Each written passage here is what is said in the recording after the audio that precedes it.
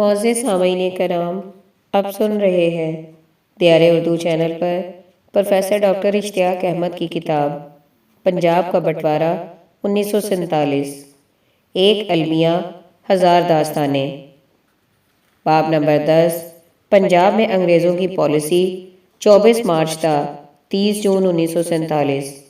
Sub heading, Gandhi اور جناح کی 15 April کی اپیل۔ وائسرائے ماؤنٹ بیٹن نے مہاتما گاندھی اور محمد علی جناح پر اپنا اثر و رسوخ استعمال کر کے زور دیا کہ وہ دونوں تشدد کے خلاف مشترکہ بیان جاری کریں تاکہ کشیدگی میں کچھ کمی آئے۔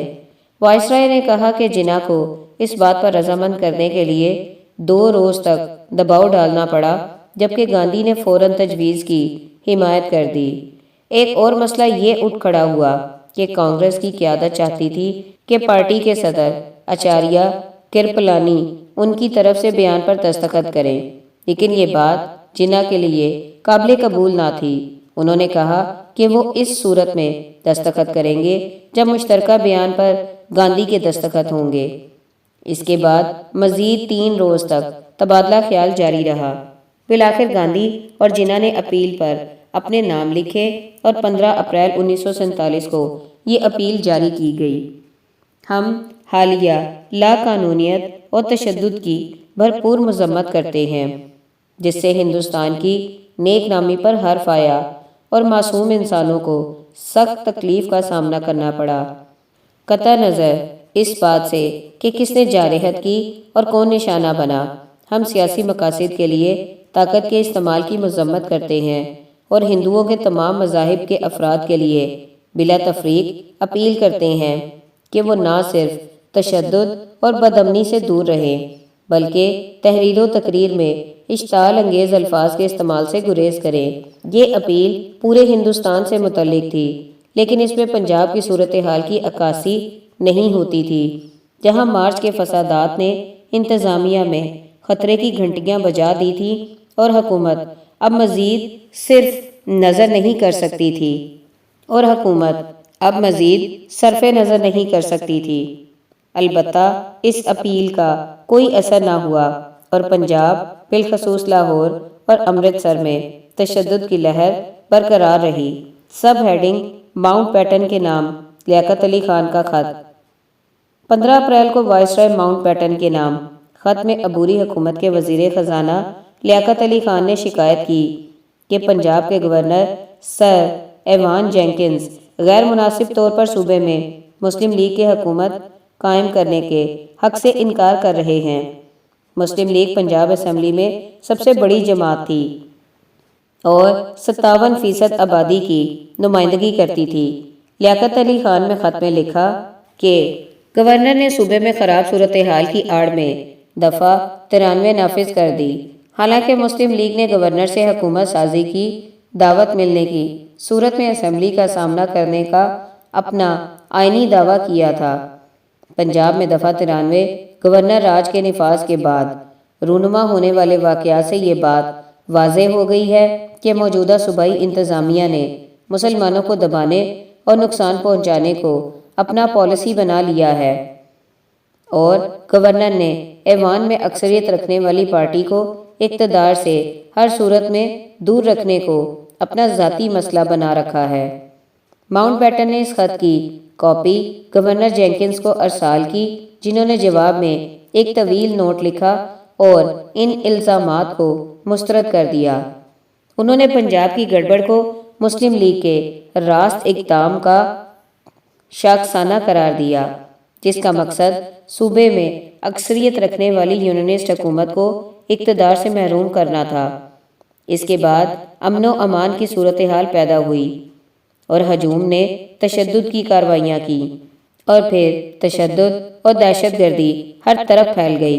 راولپنڈی، اٹک اور پھر جہلم کے کچھ حصوں میں غیر مسلموں کا کھلے عام قتل عام کیا گیا۔ کئی دیہات میں سکھوں اور ہندوؤں کو ٹولیوں کی شکل میں مکانات میں بند کر کے زندہ جلا دیا گیا۔ متعدد سکھوں کے سر اور داڑھی کے بال کاٹ دیے گئے اور زبردستی ختنے کیے گئے۔ کئی سکھ عورتیں جو موت سے بچ گئیں ان کو اغوا کر لیا گیا گورنر نے کہا کہ مسلم لیگ نے صوبے میں امن قائم کرنے کی کوئی کوشش نہیں کی اور نواب ممدوٹ نے اپنی حکومت تشکیل دینے کی بھی کوئی سنجیدہ بھاگ دوڑ نہیں کی۔ اس وقت ایوان میں ان کے پاس اکثریت نہیں تھی اور ملاقات میں انہوں نے یہ تاثر دیا کہ وہ تشدد کے ہولناک پھیلاؤ کی ذمہ داری قبول کرنے کے خواہاں نہیں۔ ہلاک ہونے والوں کی مجموعی تعداد کا علم نہیں، تازہ ترین تعداد 3000 سے نیچے ہے اور مجھے یقین ہے کہ حتمی تعداد 3500 تک بڑھ جائے گی۔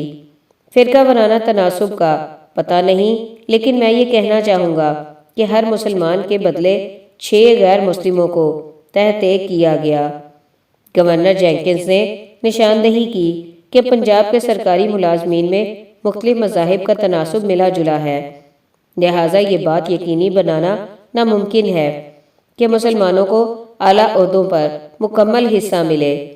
میں اعلیٰ انگریز یا غیر مسلم افسروں کو نظر انداز نہیں کر سکتا۔ پنجاب کے 29 اضلاع میں سے 10 کے ڈپٹی کمشنر انگریز تھے، 9 مسلمان تھے جبکہ 10 ہندو یا سکھ تھے۔ ایک مسلمان کمشنر بھی تھا لیکن وہ رخصت پر تھا۔ دوسری طرف چیف سیکرٹری بھی مسلمان تھا۔ جینکنز نے کہا کہ یہ الزام غلط ہے کہ برطانوی حکام کا رویہ مسلمانوں کے ساتھ جارحانہ تھا۔ انہوں نے لکھا کہ انگریز افسروں کو دیہی علاقوں میں خون خرابے اور مسلم لیگ کے رویے سے سخت دھچکا لگا ہے۔ D I G Rawalpindi mister Scott, جو ایک اچھے فائٹر ہیں لیکن سیاستدان نہیں، نے غیر دانش مندی کا ثبوت دیتے ہوئے کچھ صحافیوں کو انٹرویو دیا جس میں انہوں نے حالات پر اپنی ناپسندیدگی کا اظہار کیا۔ جینکنز نے اس بات کی بھی تردید کی کہ ارادتاً جانبداری کے ساتھ سینسرشپ نافذ کی گئی۔ ان کا موقف تھا، یہ الزام کہ میرے سمیت انگریز افسر پنجاب میں بدامنی کو ہوا دیں گے کیوں لگایا گیا ہے۔ مجھے علم نہیں، انڈین سول سروس اور انڈین پولیس میں شامل میرے سمیت ہر انگریز افسر کل ہی واپس وطن جانے میں خوشی محسوس کرے گا۔ اقتدار کے انتقال کے بعد 2 یا 3 افسروں کو چھوڑ کر کوئی بھی انگریز افسر پنجاب میں رہنا پسند نہیں کرے گا۔ 6 ماہ پہلے صورتحال قطعاً مختلف تھی، لیکن اب ہم محسوس کرتے ہیں کہ ہمارا واسطہ ایسے لوگوں سے پڑ رہا ہے جو خود اپنے ہاتھوں سے تباہی کے در پہ ہیں اور کسی معقول سیاسی سمجھوتے کی عدم موجودگی میں اوسط سرکاری ملازم کو اپنی زندگی خانہ جنگی کے درمیان گزارنا پڑے گی۔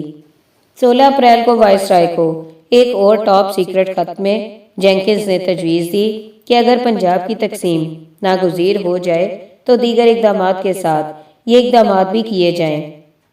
اول یہ کہ اعلان کیا جائے کہ پنجاب 2 حصوں میں تقسیم ہوگا، ایک حصہ مسلم اکثریت والے اضلاع اور دوسرا غیر مسلم علاقوں پر مشتمل ہوگا۔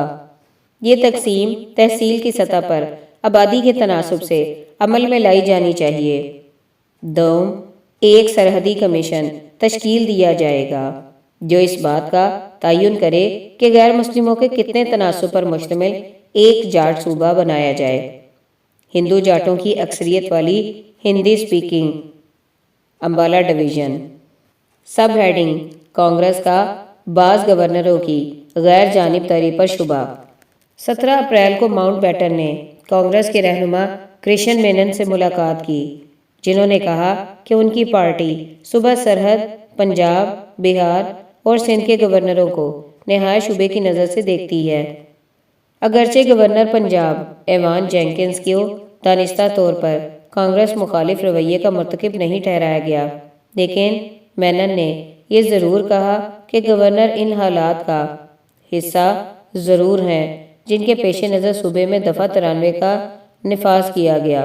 30 اپریل کو سکھ رہنماؤں کرتار سنگھ، ہرنام سنگھ اور اجل سنگھ نے وائس رائے کے chief of staff lord Smith سے ملاقات کی، جس کا مقصد پنجاب کی صورتحال پر تبادلہ خیال کرنا تھا۔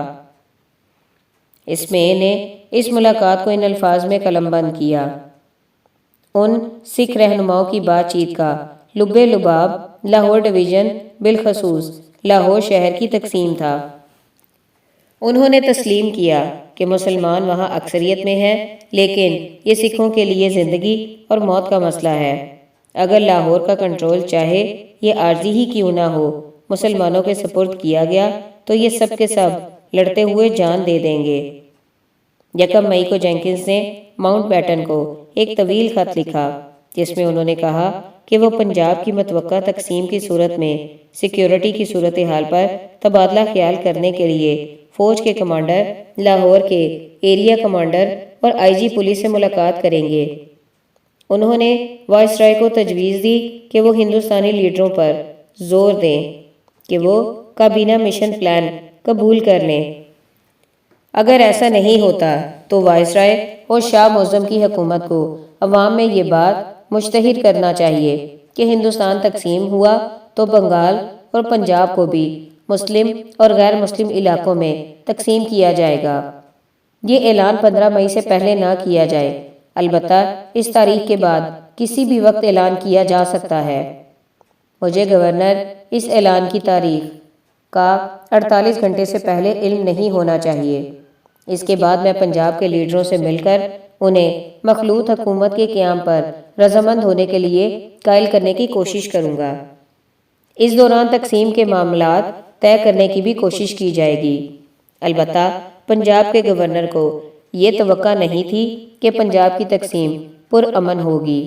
انہوں نے خطے میں دیگر معاملات کے علاوہ یہ بھی لکھا کہ پنجاب کی پرامن تقسیم تقریباً ناممکن ہے۔ مسلمان پورے کا پورا پنجاب چاہتے ہیں، جبکہ سکھ دریائے جمنا سے راوی تک کے تمام اضلاع کے خواہاں ہیں، شاید چناب کے اضلاع بھی۔ ہندو اس معاملے میں سکھوں کی حمایت کریں گے۔ ابتدائی تقسیم کے تحت غیر مسلموں کو امبالہ، جلندھر ڈویژن، بما، ضلع امرتسر ملیں گے، جبکہ مسلمانوں کو راولپنڈی اور ملتان ڈویژن اور لاہور ڈویژن بغیر امرتسر دیے جائیں گے۔ حکومتی اعلان سے تمام مسلمانوں اور سکھوں میں غم و غصے کی لہر دوڑ جائے گی، اور ایسے مسلمانوں، سکھوں اور ہندوؤں میں خوف و ہراس پھیل جائے گا جو سرحد کی دوسری طرف مقیم ہوں گے۔ ہم یہ توقع نہیں کر سکتے کہ حکومتی اعلان کا منطقی جائزہ لیا جائے گا۔ اس کے علاوہ تقسیم کا مشترکہ رد عمل بھی متوقع نہیں۔ سب ہیڈنگ: بنگال اور پنجاب پر جناح کا موقف۔ 1 مئی 1947 کو روزنامہ ڈان میں شائع ہونے والے محمد علی جناح کے بیان میں پاکستان میں پورے پنجاب، بنگال، NWFP، سندھ، بلوچستان اور آسام کی شمولیت کا مطالبہ کیا گیا۔ یہ مطالبہ مشہور 2 قومی نظریے کی بنیاد پر کیا گیا۔ جہاں تک بنگال اور پنجاب کا تعلق ہے تو انہوں نے رائے دی کہ ان صوبوں کی تقسیم کا مطالبہ کسی ٹھوس اصول کی بنیاد پر نہیں کیا گیا، بلکہ یہاں مقیم ہندو اقلیتوں کو اپنے ہی صوبے کے عوام کو 2 یا 3 حصوں میں تقسیم کرنے کی راہ ہموار کی جا رہی ہے۔ تاہم جناح نے تجویز دی کہ کسی مناسب وقت پر دونوں طرف سے آبادی کی منتقلی ہو سکتی ہے۔ انہوں نے کہا کہ یہ بات واضح ہے کہ اگر پاکستان میں مقیم ہندو اقلیت اپنے وطن ہندوستان ہجرت کرنا چاہتی ہے تو اسے اس کی مکمل آزادی ہونی چاہیے۔ اسی طرح ہندوستان میں رہنے والے مسلمان پاکستان آنے کی خواہش رکھتے ہوں تو ایسا ہونا چاہیے۔ جلد یا بدیر آبادی کا تبادلہ کرنا پڑے گا، اور ہندوستان اور پاکستان کی آئین ساز اسمبلیاں اس معاملے پر بحث کر سکتی ہیں۔ کانگریس کا پروپیگنڈا ایک قابل عمل حل کی راہ میں روڑے اٹکا رہا ہے۔ یہ بات بالکل اظہر من الشمس ہے کہ کانگریس والوں نے بنگال میں ہندو مہاسبھا اور پنجاب میں سکھوں کو سامنے لا کھڑا کیا ہے، اور کانگریس سکھوں کو گمراہ کر کے انہیں شے دے رہی ہے۔ سکھوں کو پنجاب کی تقسیم سے کچھ نہیں ملے گا، بلکہ وہ 2 حصوں میں منقسم ہو جائیں گے۔ اگر ان کی خواہش کے مطابق پنجاب تقسیم ہوتا ہے تو سکھوں کی نصف سے زائد آبادی پاکستان میں ہی رہ جائے گی، لیکن اگر وہ پاکستان کے ساتھ رہے جیسا کہ مسلم لیگ نے تجویز دی ہے تو وہ ایک بڑی اقلیت کے طور پر اہم کردار ادا کر سکیں گے۔ ہم سکھوں کو ہر مناسب طریقے سے قریب رکھنے کا جتن کریں گے۔ محمد علی جناح کا یہ کہنا تھا کہ ہندوستان کو تقسیم کرنے کے موقف کا موازنہ بنگال اور پنجاب کو تقسیم کرنے کے وہاں کی اقلیت کے مطالبے سے نہیں ہوتا، لیکن اس موقف سے پنجاب کے غیر مسلم لیڈر قائل نہ ہوئے۔ یہ موقف پنجاب کے گورنر اور وائسرائے کو متاثر کرنے میں بھی ناکام رہا۔ ماؤنٹ بیٹن نے 1 مئی 1947 کو ایک پرسنل رپورٹ میں کہا کہ میں نے پنجاب کی تقسیم کے بارے میں جینکنز سے طویل مشاورت کی ہے۔ تنازع کا باعث 2 دریاؤں راوی اور ستلج کے درمیان واقع علاقہ ہے اور ایسی حد بندی کرنا نہایت مشکل ہے جو دونوں فریقوں کے لیے قابل قبول ہو۔ سکھ اپنا ملک سکھستان بنانے کی مہم میں وہ بڑا علاقہ چاہتے ہیں جہاں بیشتر رقبہ تو سکھوں کی ملکیت ہے، لیکن جہاں مسلمانوں کی آبادی اکثریت میں ہے۔ میں اس مطالبے کا قطعاً مخالف ہوں۔ وائسرائے نے یہاں بات پر زور دیا ہے۔ سکھ اپنے مقدس مقامات کو بھی اپنے لیے مخصوص کرنا چاہتے ہیں، باشمول لاہور، جسے پاکستان کا دارالحکومت قرار دیا گیا ہے۔ یہ بات اہمیت کی حامل ہے کہ جب سکھ وفد نے میرے ساتھ ملاقات کی تو انہوں نے بالخصوص مجھے کہا کہ سکھوں سے یہ نہیں پوچھنا چاہیے کہ کیا وہ پاکستان کے ساتھ رہیں گے یا ہندوستان کے ساتھ، کیونکہ انہوں نے بھی ایسا کوئی ذہن نہیں بنایا کہ وہ کس کی طرف جائیں گے۔ یہاں ماؤنٹ بیٹن کے ریمارکس کافی اہم ہے کیونکہ عموماً انہیں مسلم لیگ کے خلاف کانگریس کا حامی ہونے کا مورد الزام ٹھہرایا جاتا ہے۔ مشاہدے سے اشارہ ملتا ہے کہ سکھوں کے مفادات کے معاملے میں بھی ان کی پہلو تہی کچھ کم نہیں۔ انہوں نے پہلے سے ہی لاہور کو پاکستان کا نامزد دارالحکومت قرار دیا تھا۔ یہ بات بھی اہمیت کی حامل ہے کہ سکھ پاکستان یا ہندوستان میں سے کسی ایک ملک کے ساتھ شامل ہونے کے حوالے سے گو مگو کیفیت کا شکار تھے، جیسا کہ بعد میں آنے والے واقعات سے ثابت ہوگا کہ ہندو اور سکھ بدستور یہ سمجھتے رہے کہ لاہور ہندوستان کے سپرد کیا جائے گا۔ سب ہیڈنگ: سکھوں کی گورنر جینکنز سے ملاقات۔ سورن سنگھ، ہربنس سنگھ اور بھیم سین سچر پر مشتمل ایک وفد نے 2 مئی کو گورنر جینکنز سے ملاقات کی اور اس امر کا اعادہ کیا کہ پنجاب کی تقسیم میں دریائے چناب کو ہندوستانی اور پاکستانی پنجاب کے درمیان سرحد کے طور پر چنا جائے۔ انہوں نے پنجاب میں علاقے مختص کرنے کی بنیاد پر آبادی کے عوامل کے حوالے سے کئی اعتراضات اٹھائے۔ اس پر گورنر نے کہا کہ تقسیم کا معاملہ مجھے قابو سے باہر ہوتا دکھائی دیتا ہے۔ تمام کمیونٹیوں کے متفق ہوئے بغیر تقسیم کا منصوبہ مشکل پیدا کر سکتا ہے۔ اگر حکومتی فیصلے کے تحت بزور طاقت تقسیم کی جاتی ہے تو بڑی تعداد میں فوج کی ضرورت ہوگی۔ چونکہ مطلوبہ تعداد میں فوجی دستے موجود نہیں تھے، اس لیے یہ منصوبہ بھی قابل عمل نہیں تھا۔ اگر کسی نہ کسی طرح زبردستی حل نکال لیا جاتا تو بھی یہ ہر صورت میں ناخوشگوار اور مشکل کام ہوتا، جس کا نتیجہ ایسی 2 حکومتوں کی صورت میں نکلتا جن کے لیے قتل عام ناگزیر ہوتا۔ 2 مئی کو اپنے ایک الگ نوٹ میں جینکنز نے نوٹ کیا کہ سکھ لیڈر مردم شماری کے ریکارڈ کو ناقابل اعتبار سمجھتے تھے۔ ان کے لیے اہم مسئلہ لاہور ڈویژن تھا۔ وہ زور دے کر یہ کہتے تھے کہ گرداسپور ایک غیر مسلم ضلع تھا، یہ کہ امرتسر ہر حال میں غیر مسلموں کو ملنا چاہیے۔ لاہور شہر سے باہر ضلع لاہور میں سکھوں کی بڑی تعداد آباد تھی اور یہ کہ مسلمانوں نے لاہور کی ترقی میں بہت کم کردار ادا کیا تھا، یا یہ کہ سکھوں کو امید تھی کہ انہیں مسلمانوں کے غلبے اور جبر کے حوالے نہیں کیا جائے گا۔ تقسیم کے پلان کے نشری اعلان کے لیے تیار کیے گئے ایک مسودہ بیان جس میں تاریخ درج نہیں، اوائل مئی میں تیار کیا گیا۔ میں انگریزوں کے انخلاء کی تاریخ جون 1948 تھی۔ گویا مئی کے آغاز تک انگریزوں نے وسط اگست تک ہندوستان کو آزادی دینے کا فیصلہ نہیں کیا تھا۔ 9 مئی کے لگ بھگ ماؤنٹ بیٹن نے اپنے سٹاف کے ساتھ 1947 میں ہی انتقال اقتدار کے اپنے فیصلے کی باتیں کرنا شروع کر دی تھی۔ سب ہیڈنگ پنجاب کے بارے میں ریفرنڈم۔ پنجاب کے یونینسٹ لیڈر اور سابق وزیر اعظم سر خضر حیات ٹوانا نے 3 مئی کو وائسرائے سے ملاقات کی۔ وائسرائے نے خضر حیات ٹوانا سے پنجاب کی بابت ریفرنڈم پر تبادلہ خیال کیا۔ اس کے لیے ٹوانا نے تجویز دی کہ ریفرنڈم میں عوام سے یہ 4 سوال پوچھنے چاہیے۔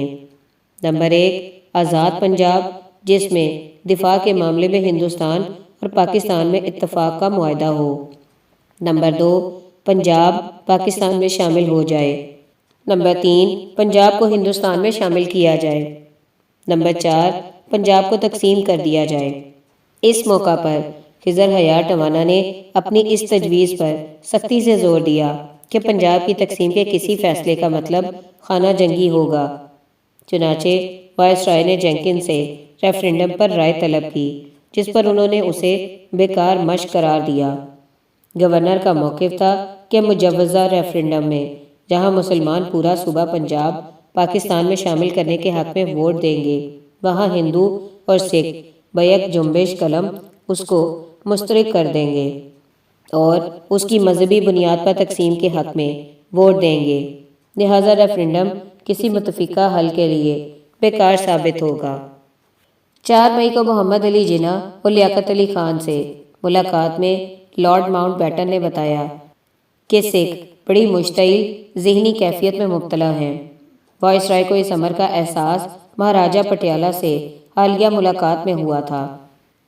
وائسرائے نے اس بات کی ستائش کی کہ جناح مہاراجہ پٹیالہ سے ملاقات کرنے والے ہیں۔ سب ہیڈنگ پنجاب کی منطقی تقسیم پر سکھوں کے اندیشے۔ جب سکھوں کو پتہ چلا کہ حکومت مختلف اضلاع میں مذہبی اکثریت یا اقلیت کی بنا پر پنجاب کی تقسیم کا سوچ رہی ہے، مراد یہ کہ بشمول گرداسپور 17 اضلاع مغربی پنجاب میں شامل ہوں گے، جبکہ باقی ماندہ 12 اضلاع مشرقی پنجاب میں شامل کیے جائیں گے، تو ان کو یہ تشویش لاحق ہو گئی کہ ایسی تقسیم بالآخر حتمی تقسیم پر منتج ہوگی۔ ماؤنٹ بیٹن نے 5 مئی کو ایک خط میں بلدیو سنگھ کو یقین دلایا کہ یہ منطقی تقسیم ضروری تھی۔ انہوں نے لکھا کہ صوبے کی تقسیم یا اس کے اتحاد کے وسیع تر سوال کا فیصلہ کرنے کے لیے 2 اسمبلیوں کی تشکیل کرنا ہوگی۔ اس اقدام سے مجوزہ باؤنڈری کمیشن، جس نے دونوں حصوں کی حد بندی کرنا ہے، کہ کام پر کوئی فرق نہیں پڑے گا۔ ایک انٹرویو میں 6 مئی کو لارڈ ماؤنٹ بیٹن نے بلدیو سنگھ کو خبردار کیا کہ اگر سکھوں نے گڑبڑ کرنے یا فرقہ وارانہ جنگ کی کوشش کی تو میں اپنی کمان میں موجود ساری طاقت کے ساتھ ان کو کچل دوں گا، اور بلدیو سنگھ کو بطور وزیر دفاع حکم دوں گا کہ وہ فوج اور ایئر فورس کو بھی سکھوں کے خلاف استعمال کریں۔ اس کے علاوہ بلدیو سنگھ نے مطالبہ کیا کہ گرداسپور، امرتسر اور لاہور کے اضلاع مشرقی پنجاب میں شامل ہونے چاہیے۔ اس معاملے پر ماؤنٹ بیٹن نے جینکن سے مشاورت کی تو انہوں نے 7 مئی کو جواب دیا کہ دیگر سکھوں کی طرح بلدیو سنگھ یہ سمجھنے کو تیار نہیں کہ صرف سکھ ہی واحد قوم نہیں، ان کو کسی بھی ضلع میں واضح اکثریت حاصل نہیں، اور جو نئی ریاست وہ بنانے کا سوچ رہے ہیں وہ سکھ ریاست ہرگز نہیں ہوگی بلکہ غیر مسلم ریاست ہوگی۔ سب ہیڈنگ نو آبادیاتی حکومت کی الجھنیں۔ مسلم لیگ، سکھوں اور کانگریس کے نقطہ نظر کے جائزے سے معلوم ہوتا ہے کہ انگریز حکومت کی غیر جانبداری پر اب اعلیٰ ترین سطح پر بھی شکوک و شبہات کا اظہار کیا جا رہا تھا۔